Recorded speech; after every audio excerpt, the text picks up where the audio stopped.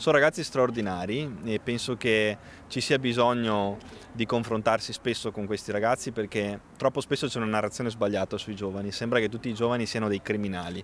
Il 99% dei giovani sono ragazzi che studiano, che magari si adoperano al mondo del lavoro. Il presidente della regione Alberto Stefani a tu per tu con gli studenti del liceo Canova di Treviso che lo hanno invitato a un confronto. La cronaca che racconta di bulli e violenti riguarda una minima percentuale di ragazzi, dice. I liceali trevigiani, un'ottantina, lo incalzano sulla sua esperienza di studente e politico. Fra l'altro una persona molto giovane, quindi vicina ai nostri ragazzi, appunto, che poteva dare molti spunti e molti stimoli, insomma, per darsi da fare concretamente.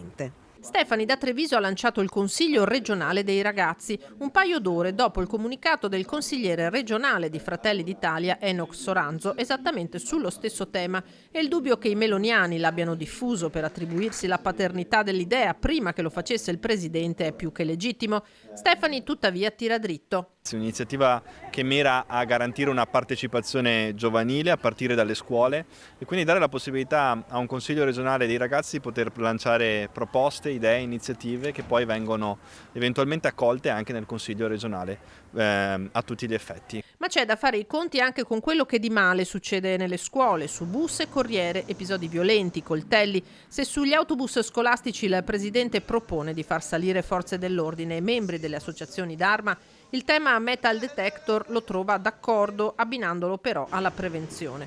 Credo che garantire una maggiore sicurezza all'interno delle scuole possa essere una strada, soprattutto mappando magari gli istituti dove potrebbe annidarsi un maggiore rischio da questo punto di vista.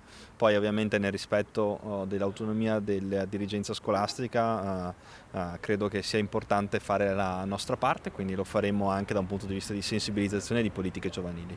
Ribadisce la volontà di istituire lo psicologo di base Stefani, che d'altro canto, in tema di repressione, è favorevole all'abbassamento dell'età di imputabilità dei minori. Io penso che una valutazione si debba in ogni caso fare, poi non è questo lo strumento che pone fine a questo fenomeno.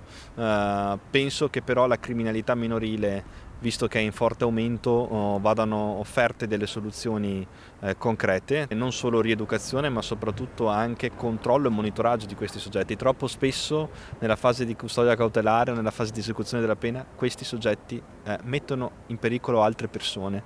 Non dobbiamo permettere tutto questo.